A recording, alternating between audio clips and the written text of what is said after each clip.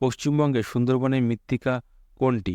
মৃত্তিকা হচ্ছে লবণাক্ত মৃত্তিকা। সুন্দরবনে যেহেতু বঙ্গোপসাগরের একদম নিকটবর্তী, তাই এখানে লবণাক্ত মৃত্তিকাই দেখা যায়। আর বঙ্গোপসাগর জানো, বঙ্গোপসাগর জল সব লবণাক্ত, তাই এখানকার মৃত্তিকাও লবণাক্তই হবে। আর এই লবণাক্ত ভারতের সর্বশেষ জনগণনা হয়েছিল কত সালে? জনগণনা ছিল 2011 সালে কিন্তু সর্বশেষ জনগণনা হয়েছিল। এবং তোমরা জানো 10 বছর বাদে বাদে জনগণনা হয়, কিন্তু নেক্সট 21-এ কিন্তু করোনার জন্য 2021-এ করোনার জন্য কিন্তু জনগণনা হয়নি। পশ্চিমবঙ্গের কোন জেলায় সব থেকে বেশি মালভূমি রয়েছে? পুরুলিয়া জেলায়।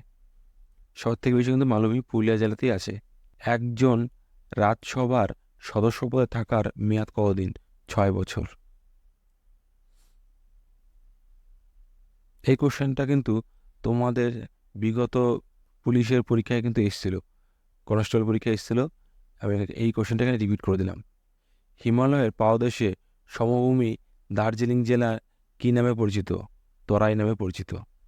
হিমালয়ের পাদদেশে সমভূমি দার্জিলিং জেলার কী নামে পরিচিত? তরাই নামে পরিচিত। কোন নিয়মে 3টি একই রকম তবে বিজাতি কোনটি? দেখো এখানে দই, পনির, ঘি, দুধ। এর মধ্যে দেখো দই বিজাতি কিন্তু এখানে পনির হবে। পশ্চিমবঙ্গের উত্তর বাহিনী নদী কোনটি? পশ্চিমবঙ্গের উত্তর বাহিনী নদী কোনটি? উত্তর বাহিনী নদী হচ্ছে তিস্তা, জলঢাকা আর রায়ডাক। এই তিনটি হচ্ছে পশ্চিমবঙ্গের উত্তরবাহী নদী। নিম্নলিখিত কোন গুপ্ত শাসক বিক্রমাদিত্য রূপে পরিচিত ছিলেন? দ্বিতীয় চন্দ্রগুপ্ত। তোমরা এটা ভালোই জানো, এটা আমাদের ইতিহাসের কোশ্চেন। এই দ্বিতীয় চন্দ্রগুপ্ত থেকে কিন্তু অনেক কনস্টেবলের পরীক্ষা এবং এসআইয়ের পরীক্ষা থেকে আসে। পশ্চিমবঙ্গের রাজধানী অবস্থিত কোথায়? মকরকান্তি, নিরক্ষরকান্তি, কটকান্তি নাকি কোথায়? এটা হবে মকরকান্তি নিকটে। নিচের কোনটি প্রাচীনতম বেদ? ঋগ্বেদ হচ্ছে বন্ধুরা আমাদের প্রাচীনতম বেদ। বর্তমানে কয়টি পঞ্চায়েত রয়েছে? মানে পশ্চিমবঙ্গে কিন্তু বর্তমানে কয়টি পঞ্চায়েত আছে? 3358টি কিন্তু পঞ্চায়েত আছে। গ্রাম পঞ্চায়েতের কর্তব্য ও ক্ষমতা সম্বন্ধে আইনগুলি পশ্চিমবঙ্গ পঞ্চায়েত আইন কত ধারায় রয়েছে? 9 থেকে 38তম ধারায় কিন্তু রয়েছে। গ্রাম পঞ্চায়েত মেয়াদ কত বছর থাকে? 5 বছর। তোমরা জানো যে 5 বছর বাদে বাদে পঞ্চায়েত ভোট হয়। কত মাস অন্তর গ্রাম পঞ্চায়েতের মিটিং হয়? 1 মাস অন্তর অন্তর কিন্তু গ্রাম পঞ্চায়েতের মিটিং হয়। সভাপতি এবং সহকারী সভাপতি কে কিভাবে বেতন দেওয়া হয়? জেলা পরিষদের বেতন থেকে। জেলা পরিষদের বেতন হয় সেখান থেকে কিন্তু কত সাল থেকে পঞ্চায়েত আইন কার্যকর করা হয়? 1974 সালে 1 ফেব্রুয়ারি থেকে চালু করা হয়। গ্রামের বিচার ব্যবস্থার পরিচালক কি? ন্যায় পঞ্চায়েত। গ্রাম পঞ্চায়েত ব্যবস্থার কয়টি স্তর ও কি কি? গ্রাম পঞ্চায়েত ব্যবস্থা 3টি স্তর। কি কি? জেলা পরিষদ, পঞ্চায়েত সমিতি ও গ্রাম পঞ্চায়েত। কর আদায়কারীদের কারা নিয়োগ করেন? গ্রাম পঞ্চায়েত। গ্রাম পঞ্চায়েতে কিন্তু কর আদায়কারী নিয়োগ করেন। যা পশ্চিমবঙ্গের বর্তমান পঞ্চায়েত ব্যবস্থা কখন এবং কিভাবে প্রবর্তিত হয়? 1973 সালে নতুন পশ্চিমবঙ্গের পঞ্চায়েত আইন পাশ হয়। ওই আইনে 1974 সালে রাষ্ট্রপতি অনুমোদন লাভ করে। সেই আইন অনুসারে বর্তমানে পশ্চিমবঙ্গের ত্রিস্তর পঞ্চায়েত ব্যবস্থা প্রতিষ্ঠিত হয়েছে। জেলা পর্যায়ে হচ্ছে জেলা পরিষদ, ব্লক পর্যায়ে হচ্ছে পঞ্চায়েত সমিতি এবং গ্রাম পর্যায়ে হচ্ছে গ্রাম পঞ্চায়েত। এই ত্রিস্তরীয়ভাবে আইন পাশ হয়। সভা বার্ষিক মিটিং কখন হয়? মানে গ্রাম সভার বার্ষিক মিটিং কখন হয়? ডিসেম্বর মাসে। বার্ষিক মিটিংটা ডিসেম্বর মাসে হয়। পঞ্চায়েত ব্যবস্থার দ্বিতীয় স্তরকে কি বলা হয়? পঞ্চায়েত ব্যবস্থার দ্বিতীয় স্তরকে বলা হয় পঞ্চায়েত সমিতি। তোমরা জানো যারা পঞ্চায়েত জেতে তারা পঞ্চায়েত সমিতি গঠন করে। নেক্সট কোশ্চেন দেখো, পঞ্চায়েত নির্বাচনে ন্যূনতম বয়স কত কত হতে হয়? ন্যূনতম বয়স কিন্তু 21 বছরের নিচে পঞ্চায়েতে দাঁড়ানো যায় না, কোনো মেম্বার পদে দাঁড়ানো যায় না। পঞ্চায়েতি রাজ ব্যবস্থায় মধ্যবিত্ত স্তর কোনটি? মধ্যবিত্ত স্তর হচ্ছে কোনটি? পঞ্চায়েত সমিতি। পঞ্চায়েত সমিতি কিন্তু মধ্যবর্তী। বর্তমান পশ্চিমবঙ্গে পঞ্চায়েত ব্যবস্থা রয়েছে কী পঞ্চায়েত ব্যবস্থা রয়েছে? প্রথমে দেবে গ্রাম পঞ্চায়েত বা পঞ্চায়েত সমিতি আর হচ্ছে জেলা পরিষদ। এই তিনটি মিলে হয় ত্রিস্তরীয় পঞ্চায়েত। আমরা অনেক সময় শুনি যে ত্রিস্তরীয় পঞ্চায়েত ভোট। ত্রিস্তরীয় পঞ্চায়েত ভোট কী কী? ত্রিস্তরীয় প্রথম স্তর হচ্ছে গ্রাম পঞ্চায়েত, দ্বিতীয় স্তর হচ্ছে কি পঞ্চায়েত সমিতি এবং তৃতীয় স্তর হচ্ছে জেলা পরিষদ। ক্লিয়ার? দেখো নেক্সট কোশ্চেন দেখো, নবগঠিত গ্রাম পঞ্চায়েতে প্রথম সভা কে আহ্বান করেন? প্রথম সভা সবসময় কিন্তু বিডিও সাহেবই আহ্বান করেন।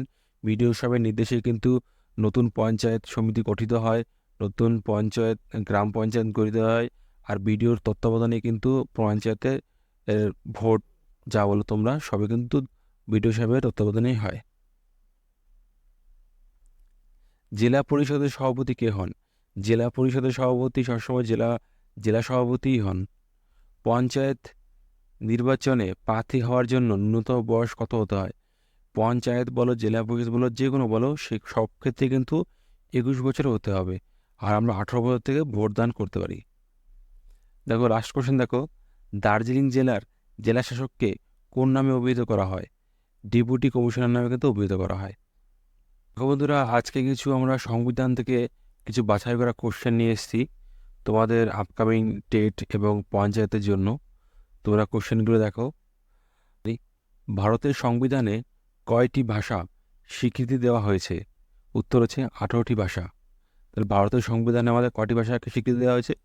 18টি ভাষাকে স্বীকৃতি দেওয়া হয়েছে। 18টি ভাষার মধ্যে কোন কোন ভাষা আছে সেগুলি আমাদের ভিডিওর নিচে আমি একটা ভিডিওর লিঙ্ক দিয়ে দেবো। অন্য ভিডিওতে ওই ভাষাগুলো আলোচনা করা হয়েছে, তোমরা ওখান থেকে দেখে আসতে পারো। নির্বাচন কমিশন ক্ষমতা সম্পর্কে সংবিধানের কোন ধারা বলা হয়েছে? সংবিধানের যে কমিশনের যে ক্ষমতা সম্পর্কে বলা হয়েছে সেটা সংবিধানের 332 নম্বর ধারাতে বলা হয়েছে যে নির্বাচন কমিশন কী ক্ষমতা পাবে। তারপরে কোশ্চেন দেখো, ভারতীয় সংবিধানে কতগুলি মৌলিক অধিকারের কথা বলা হয়েছে? তোমরা সবাই জানো ভারতীয় সংবিধানে 6টি মৌলিক অধিকারের কথা বলা হয়েছে। 6টি মৌলিক অধিকার কী কী তোমরা ভিডিওর নিচে ডেসক্রিপশন বক্সে কমেন্ট করে জানাও, দেখি কার উত্তর ঠিক হয়। বর্তমানে সংবিধানের কয়টি ধারা ও তপশিলি আছে? সংবিধানে তোমরা জানো মোট 395টি ধারা আছে এবং 12টি তপশিলি আছে। ভারতের সংবিধান ব্যবস্থা অনেকাংশে কোন দেশের অনুকরণে করা হয়েছে? বলো দেখি বন্ধু তোমরা এটা অনেকে ইংল্যান্ড বলে, কিন্তু ইংল্যান্ড মানে রাশিয়া হবে, যে আমাদের সংবিধানটা রাশিয়ার সংবিধানের অনুকরণে করা হয়েছে। পঞ্চায়েতি রাজ ব্যবস্থা সংবিধানের কোন তপশিলি লিপিবদ্ধ রয়েছে? পঞ্চায়েতি যে রাজব্যবস্থা আছে, আপকামিং পঞ্চায়েত যেন এটা ইম্পর্টেন্ট কোশ্চেন হতে পারে, যে পঞ্চায়েতি রাজব্যবস্থা ভারতের সংবিধানের 11 নম্বর তপশিলিতে আছে। ভারতের সংবিধানের প্রধানকে? ভারতের সংবিধানের প্রধান রাষ্ট্রপতি, সবসময় তোমরা জানো এটা। তারপরে কোশ্চেন দেখো, পশ্চিমবঙ্গে কবে প্রথম পঞ্চায়েত ব্যবস্থা কার্যকর করা হয়? পশ্চিমবঙ্গে প্রথম কার্যকর করা হয় 1957 সালে। এইটাও ভীষণ ইম্পর্টেন্ট কোশ্চেন, তোমরা এটা দেখে যেও, কেন পঞ্চায়েত আর টেটে কিন্তু পশ্চিমবঙ্গ থেকে অনেক কোশ্চেন আসে।